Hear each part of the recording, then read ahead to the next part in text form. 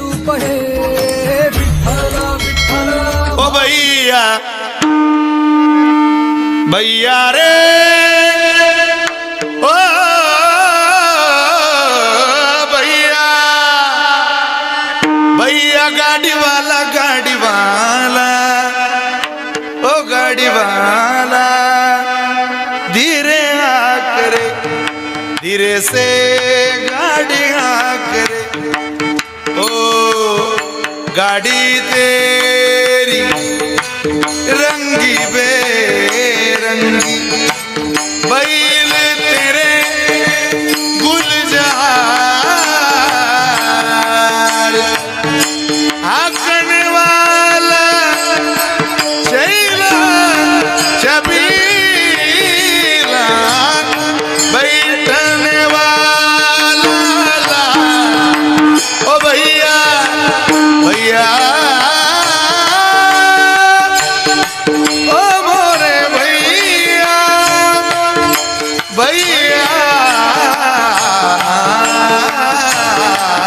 भैया भैया गाड़ी वाला धीरे धीरे से गाड़ी धीरे से चल रे सरदा चल रे राजा बिगी बिगी बिगी बिगी डवला डवला गाव मोठा वरत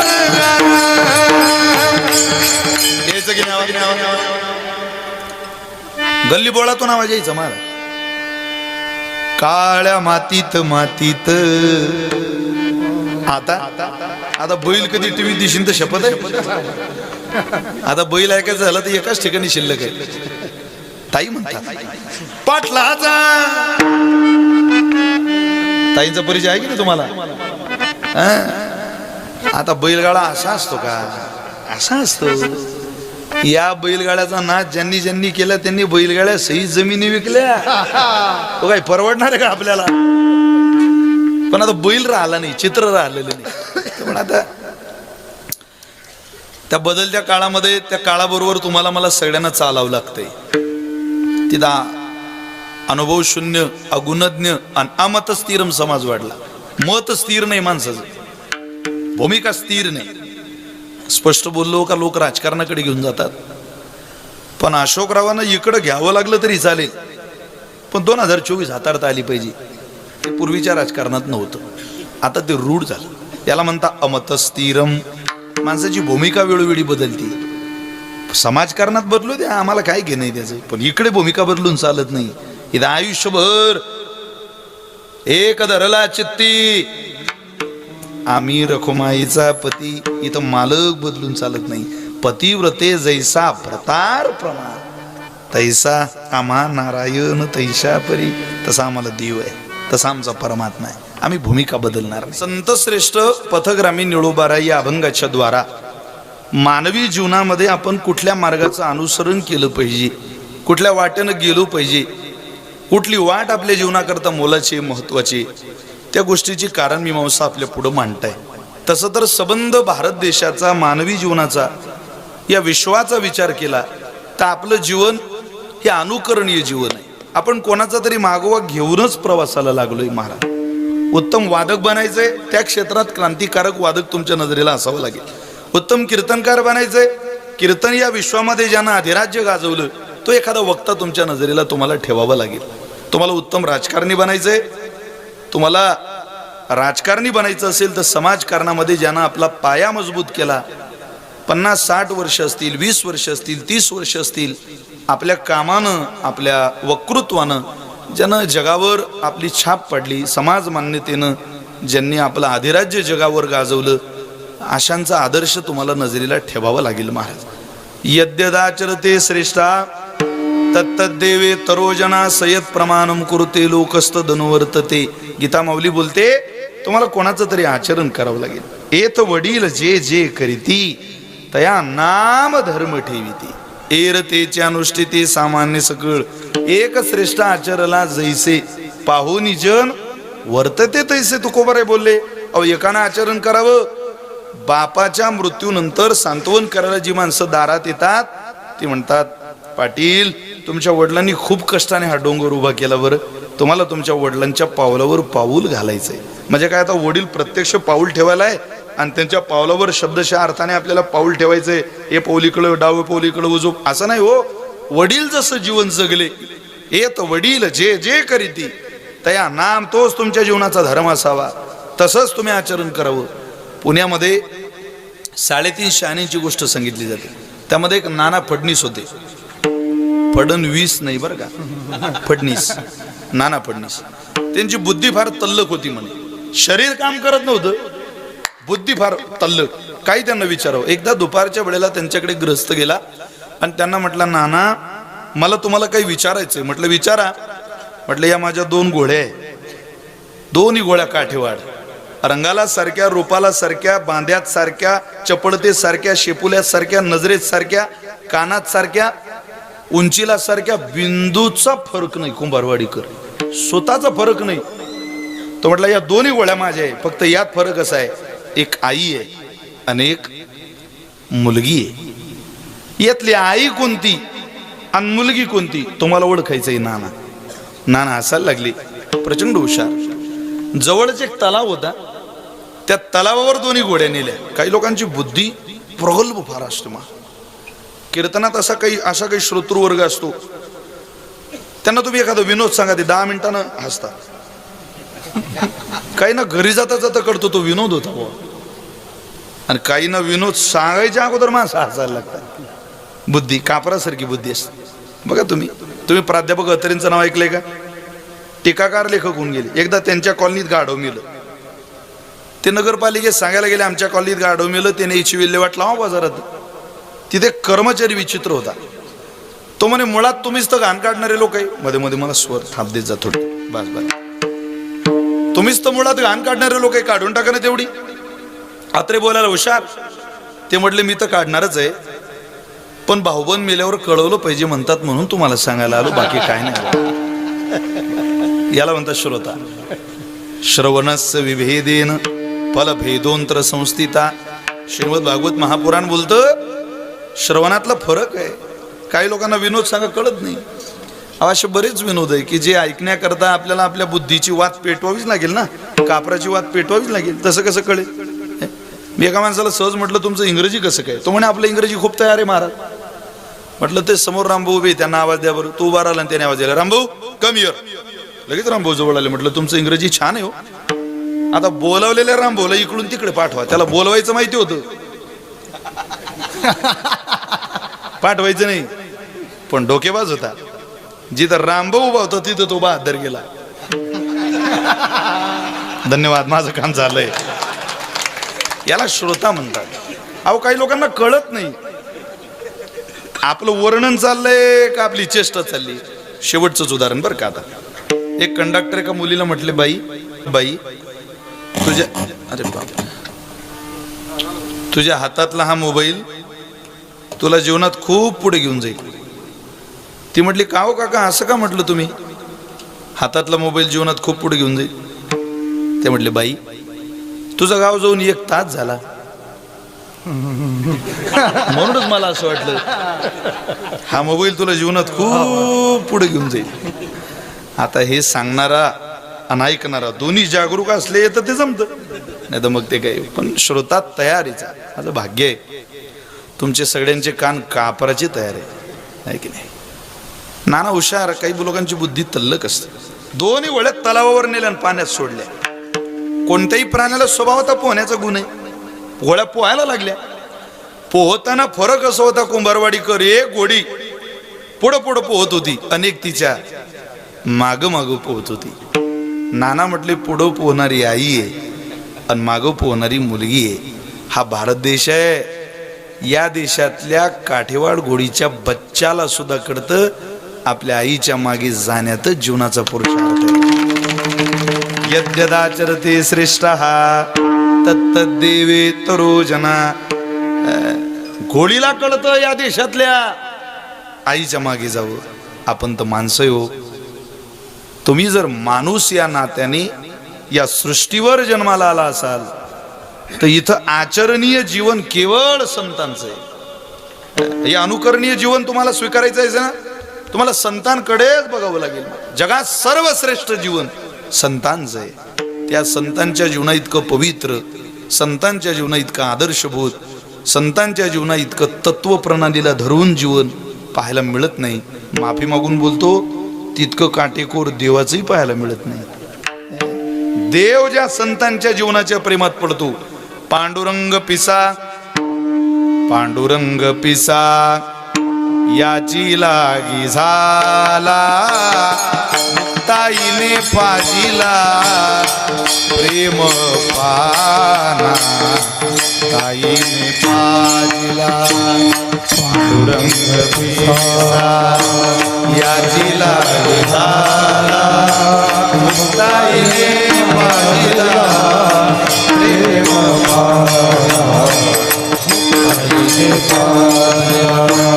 पांडुरंग पिसा याची लागी झाला, पांडुरंग पिसा याची लागी झाला, पांडुरंग पिसा याची लागी झाला, पांडुरंग पिसा याची लागी झाला, पांडुरंग पिसा इको कमी करा नावात द्या, याची लागी झाला, मुक्ताईने पाजिला प्रेम पाना, ताईने पाजिला पांडुरंग पिसा याची लागी झाला, मुक्ताईने पाजिला प्रेम पाना, मुक्ताईने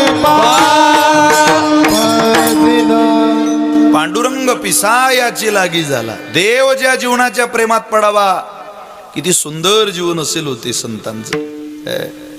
जाऊ नामा म्हणे देव इच्छी संत संग, आम्ही जीवलग जन्मोजन्मी. याचा अर्थ असा आहे, देवाला सुद्धा संतांची वाट मोलाची वाटते, संतांचं जीवन मोलाचं वाटतं. आपण कोणाच्याही मागे जाऊ नका, जाऊ नका. निळूबारे म्हटले, तुम्हाला मार्गच अनुसरायचा असेल तर मी सांगतोय त्यांचा मागे जा, कोणाच्याही मागे जाऊ नका. कारण ध्येय मिळवण्याकरता मार्ग चांगला मिळाला पाहिजे. ध्येय सुखाचंच आहे, नोकरी लागल्यावर सुखच आहे, पण नोकरीपर्यंत जाणं थोडं कठीण आहे. ध्येयाची वाट कष्टरूप आहे. किती कष्टरूप आहे. शूरस्य धारा निशिता दुरत्यया, दुर्गम पथ कवय वदंती. नावी दादाने पाजवलेल्या वस्ताऱ्यावर चालणं जितकं कठीण आहे, तितकं ध्येयापर्यंत पोहोचणं कठीण आहे महाराज. वाटतं ते सोपं, सोपं बी काही नाही महाराज. फक्त प्रवेशिकात सोपी आहे, पुढे सगळं कठीणच आहे. नामसन कीर्तन साधन पै सोपे, एवढंच सोपं आहे. तू का म्हणे सोपे आहे सर्वांनी, एवढंच सोपं आहे. पुढे गेलो काहीही सोपं नाही, सगळं कठीण आहे. आपल्याला असं वाटतं सोपं. वारकरी संप्रदायाची साधना सोपी, प्रयत्नाची पराकाष्ठा करावी लागते महाराज, तरी स्वप्न पडत नाही देवाचं. कृपा ज्ञानोबर आहे, तुकोबर आहे, पुढं कठीण आहे. पण तुम्ही जा. संतांनी आवाज दिला माझ्यासारख्याला, तुमच्यासारख्याला, तुम्ही जा. इकडे तिकडे जाऊ नका. तुम्ही कोणाच्या मागं जावं आणि कोणाच्या जाऊ नये याचे स्वतंत्र मुद्दे शास्त्रामध्ये. माहिती नाही वेळेच्या मर्यादेत सगळं सांगता येईल का, अभंगाचा पूर्ण भाव, पण जितकं जमलं. कोणाच्या मागं जाऊ नये तेही सांगितलं, आणि कोणाच्या मागं जावं तेही सांगितलं. खरं मूर्ख स्वेच्छाचारी तार्किक अनुभव शून्य अगुणज्ञ अमत स्थिरम तेषां पार्श्वम न गच्छयो न गच्छयो न गच्छयो. काय शास्त्रात निर्देश आहे, जाऊच नका हो कोणाच्या. खरं खरं म्हणजे गाढव, गाढवाच्या मागं माणसानं जाऊ नये, गाढवाच्या मागं कुत्र्याच्या पुढं जाऊ नये. या दोघांना काहीला मागन काहीला पुढं सहन होत नाही. खरं मूर्ख मूर्खाच्या मागे जाऊ नये. ज्याचा बाप सकाळी 5ला उठतो आणि जो स्वतः मुलगा 25 वर्षाचा 8ला उठतो, त्या पोराच्या सहवासात तरुणानं राहू नये. ज्याला आपल्या बापाचे सुद्धा कष्ट डोळ्यानं दिसत नाही, तो पोरगा आळशी आहे, तो जीवनात काही चांगलं काम करू शकत नाही. आळस शत्रू आहे माणसाचा. तो कष्ट करू देत नाही. जिद्द, चिकाटी, मेहनत हे शब्द त्याच्या जीवनात मायनस वजा असतात. थारा नसतो त्या आयुष्यात, त्या जीवनाला. आणि देव कष्ट करणाऱ्याच्या मागे उभा राहतो, आयत खाणाऱ्याच्या नाही.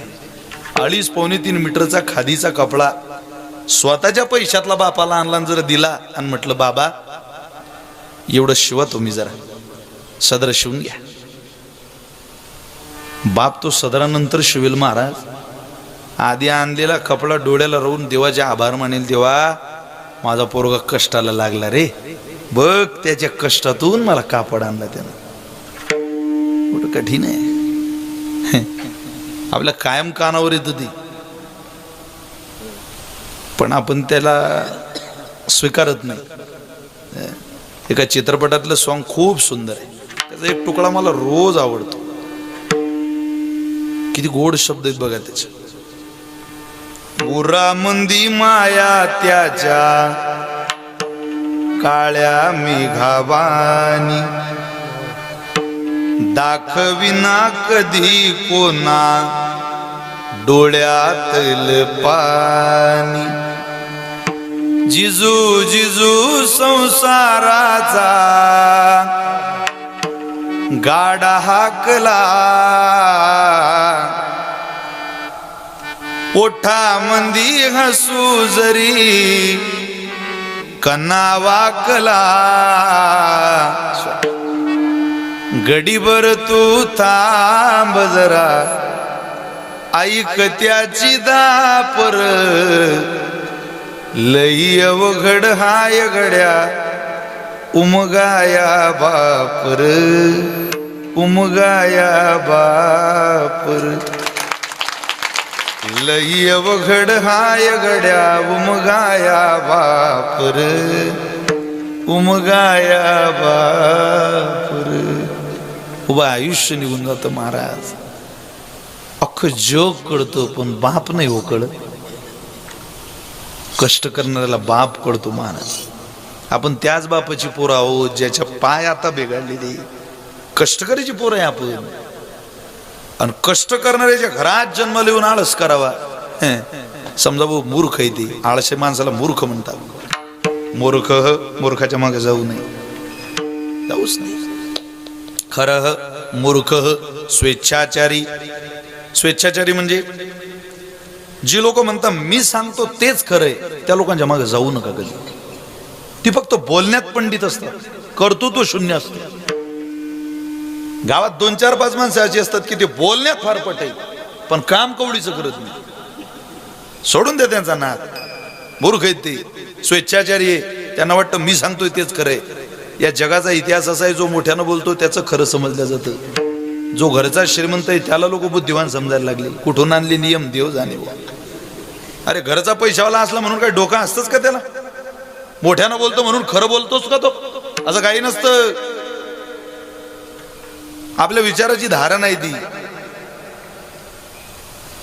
ज्यानं लुटमार केली, जगाला लुटवलं, जमिनी हडप केल्या, केवळ आणि तिनं धन कमवलं, त्याला लोक सल्ला विचारायला दारात जातो. किंवा करावी समाजाच्या बुद्धीची. अरे कोण्या मार्गाने मिळवलंय शोध जरा. असे मिळवणारे तर भरपूर होऊन गेले. ते धन कोणाच्या कामाला आलं? कोण धनाचं वर्णन करतं इथे? इथं देवाच्या धनाचं वर्णन होत नाही. अख्खी द्वारका सोन्याची होती देवाची, पण कोणी त्याच्या द्वारकेचं वर्णन करत नाही सोन्याचं. पूर्ण लंका 7 कोटी घरांची सोन्याची होती रावणाची, पण रावणाची जळाली आणि देवाची बुडाली. असा कीर्तनकार नाही या राज्यातला की जो देवाचं सोनं कीर्तनाच्या गादीवर सांगायला आला, नारदाच्या गादीवर. देवाची कृपा सांगेल तो. आम्हाला काय देवा तुझ्या सोन्याचं घेणं रे? तुझ्या कृपेची आम्ही भुकेली माणसं आहे. तुझी सोनं तुझ्या पोरांसमोर तुला बुडवावं लागलं, याचा अर्थ ते जर तुझ्या कामाला येत नाही तर आमचं काय लावलंय? तुझ्या पोरानं चेष्टा केली साधूची पिंडा क्षेत्रामध्ये देवा, आम्हाला काय सांगतो तू? जनाबाईनं अशी खरडपट्टीच काढली महाराज. जनाबाईनं वाद घातला पण सामान्याची नाही, देवाशी. चिल्लर माणसाची वाद नाही घालायची. आपल्या वादाची जिल्ह्यात चर्चा झाली पाहिजे. मोठ्याशीच. ज्याला गावात वाद करायचंय ना, कुंभारवाडीत नाही. पुणे मुंबईत काय आपली एकदा जिरून यावी, गावातलं वातावरण बिघडू नये. 302 307 ज्यांच्यावर दाखल आहे बुवा त्यांच्याशीच एकदा पट्टा, म्हणजे आपल्यात काय ताकद आहे आपल्याला कळून जातं. इथंच माणसं गुरुबी गावात, अरे आई हे गोकुळासारखं वातावरण बिघडू नको भल्या माणसा. अगोदर तर निर्माण होत नाही, त्यात तू मिठाचा खळा टाकतोय. भांडण मारवाडी समाजात तुम्ही रस्त्यावर कधी वाद पाहणार नाही. मी 30% मारवाडी समाजाच्या गावात राहतो, वाद नाही. एखाद्याचा खेळही करायचं झालं तर ती इतक्या शांततेत करता, शेजाऱ्याला कळू देत नाही महाराज. शिकण्यासारखे. दुकानात शिव्या द्यायला लागला, पप्पा त्याचा पोरगा सांगतो ये मेरे को गाली दे रहा अपनी दुकान में आके, दारू पी के आया गाली दे रहा, पप्पा ये गाली. तरी त्याचा बाप म्हणतो देन दे, गाली दे रहा. अबे देन दिन बे, उसका खेत है ना धानोरे के पास, रोड पे 2 एकड़ रुकना जाता, पेट्रोल पंप डालना ना उसमें HP का. सांगा किती दूरदृष्टी हो. वादात नाही पडत ती माणसं. जनाबाईनं वाद केला, आपण मी अनेक भांडणं प्रकाशित केली जनाबाईचं. एक प्रसिद्ध भांडण आहे जनाबाईचं, भांडण करू आपण थोडा वेळ. पुण्यवंत पाताळ लोकिनेला, पुण्यवंत पाताळ लोकिनेला, पुण्यवंत पाताळ लोकिनेला, पुण्यवंत पाताळ लोकिनेला. हरिद्री तो भाग्यवंत केला, हरिद्री तो भाग्यवंत केला. कोरट्याचा बहुमान वाढविला, कोरट्याचा बहुमान वाढविला. कीर्तिवानाचा अपमान केला, कीर्तिवानाचा अपमान केला. धुंद झाला तुझा दरबार, धुंद झाला तुझा दरबार, धुंद झाला तुझा दरबार, धुंद झाला तुझा दरबार. धुंद झाला तुझा दरबार, धुंद झाला तुझा दरबार, धुंद झाला तुझा दरबार, धुंद झाला तुझा दरबार. सत्ववानाचा भाऊ केला छळ, कीर्तिवानाचे मारियले बाळ. सका मनवीस त्यांच्या नासी बळ, जनी मने मी जाणे तुझा खेळ, जनी मने मी जाणे तुझा खेळ. धनी म्हणे मी झाले तुझे खेळ. धुंद झाला तुझा दरबार, धुंद झाला तुझा दरबार, धुंद झाला तुझा दरबार, धुंद झाला तुझा दरबार. धुंद झाला तुझा दरबार, धुंद झाला तुझा दरबार, धुंद झाला तुझा दरबार, धुंद झाला तुझा दरबार. हे भांडण आहे. अरे अरे विठ्यामुळं मायेच्या कारट्या तुझी रांड रंडके झाले, तुझे गेले मळे तुला पाहुणं काळ रडे, तुझी रांड रंडके झाले. भांडण.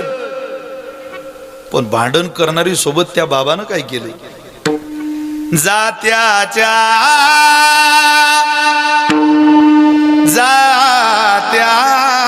जात्याच्या जात्याच्या मुखी घालिते ग मोत्याचे दाणी, तुझ्या कृपेने मला विठ्ठला नाही काही उनी. हे भांडण आहे. आपण नाही जात त्या दिशेला, आपण इकडंच आपली काय ती जिरून घेतो सगळी. आपल्याला देवाशी वादही घालावं वाटत नाही आणि त्यांचा मागोही घ्यावं वाटत नाही. चला स्वेच्छाचारी लोकांच्या सोबत जाऊ नका. एका ठिकाणी असं वाक्य कायम वापरलं जातं, तूच तुझ्या जीवनाचा शिल्पकार. तुम्हाला वाक्य पटतं? तुम्ही बोर झाले का? मी घरी जाऊ का? पटतं का तुम्हाला हे वाक्य? पटतं. मला हे वाक्य आवडत नाही. तो माझा कदाचित चुकीचा भ्रम असेल, पण नाही आवडत. तूच तुझ्या जीवनाचा शिल्पकार म्हणावा तर चिखलाच्या गोळ्याला आकार द्यायला कुंभार लागतो, सोन्याच्या लगडीचा अलंकार घडवायला सोनार लागतो. तसं हे बिघडलेलं जीवन श्री पंढरीनाथाच्या चरणावर नेऊन घालायला ज्ञानोबारायासारखा संत लागतो महाराज. त्याशिवाय आपलं जीवन देवाकडे जाऊ शकत नाही. महाराजांनी स्पष्ट निर्देश केला, पंथ ते चुकले आपुल्या मतीचे,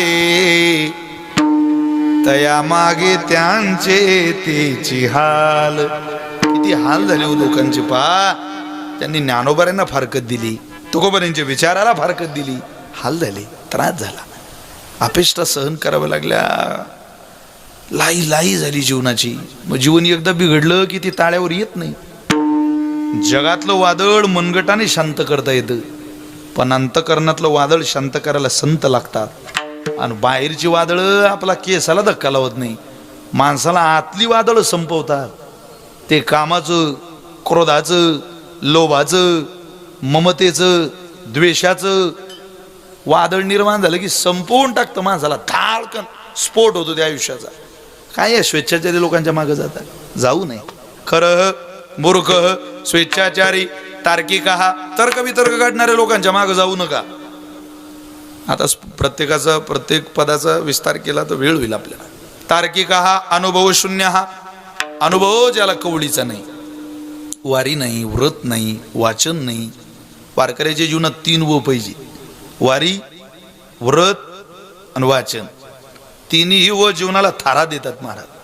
हे तिघही जीवनात नाही आणि त्यांच्या मागे प्रवासाला आपण लागलोय. अनुभव शून्य ते अनुभव शून्य. अगुणज्ञ आपल्या गुणाची किंमत नसलेल्या लोकांच्या मागे जाऊ नका, ते आपला घात करतात. पोपट कावळ्याला सांगतो, अरे पाय काय सुंदर घोड आहे, काय देखणं घोड आहे, काठेवाळ आहे. तो कावळा म्हणतो, हे घोड, अरे एक जखम नाही. म्हणजे कावळ्याच्या नजरेत घोडं कोणतं चांगलं आहे? ज्याला जखम झाली आणि चोच मारायला जागा आहे. तशी जगात बरेच कावळे, त्यांचा नाच सोडा, त्यांना जखमेचा घोडा आवडतो. काठीवाळ शिमरू त्यांना आवडत नाही महाराज, ताकदीचा आवडत नाही त्यांना. आपलीच असतात पण वेळ आली विश्वासघात करतात. एका ठिकाणी म्हटलंय, माझ्याच माणसानी माझाच घात केला, केले 1000 वादे अनपक्षपात केला, माझ्याच माणसानी. माझीच होती हो. संकेत गारव्याचे आले निघून गेले, संसार राहिलेला. मी विस्तबात केला,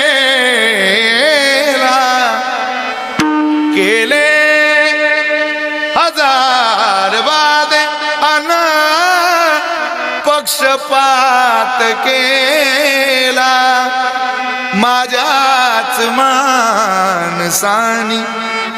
माझी पण माझाच घात केला. या जीवनाचा कधी अभिषेक घोसाळकर होईल सांगता येतं का? जो मुलाखत घेतो तोच गोळ्या झाडतो. काही दिवसाची घटना आहे.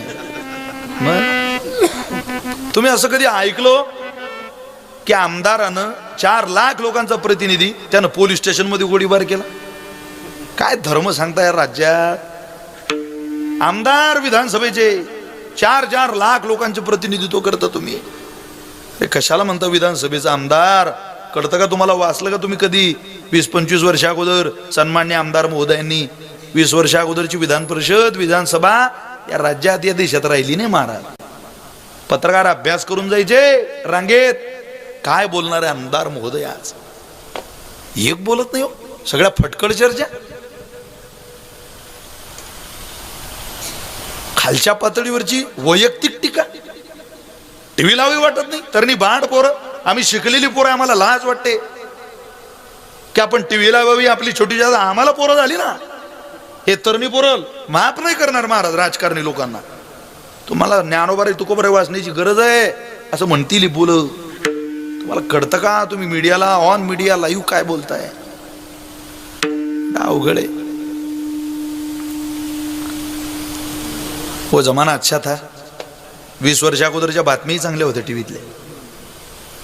माझे वडील सरपंच होते. पूर्वी एकच चॅनल होतं टीव्हीत, दूरदर्शन एकच. तेही पूर्ण वेळ दिसायचं नाही. मला चांगलं आठवतं, माझे वडील सरपंच ते शाळेतून, म्हणजे मी घरी आलो शाळेतून की माझे वडील मला म्हणायचे, बाबू टीव्ही लाव. एकदा माणूस सरपंच झाला की त्याला जीवनभर बातम्या ऐकाव्या लागतात. म्हणजे जवळजवळ ती सवयच लागते माणसाला. टीव्ही लावली की चित्र नाही ऐतले का आमचे वडील म्हणायचे चित्र नाही. मला माझ्या वडिलांनी घरावर चढून द्यावं. हा मी तो अँटीना फिरवायचो महाराज. सगळ्यांनाच फिरवावंच लागायचं, तो चित्र यायचं नाही. मी माझ्या घरावरून तो अँटीना फिरवायचो जळगाव जळगाव जळगाव जळगाव जळगाव जळगाव जळगाव दिशेनं.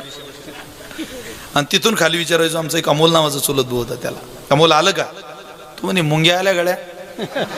पण मला असं वाटते चित्र येईन, तू हार मानू नको, फिरवत राह.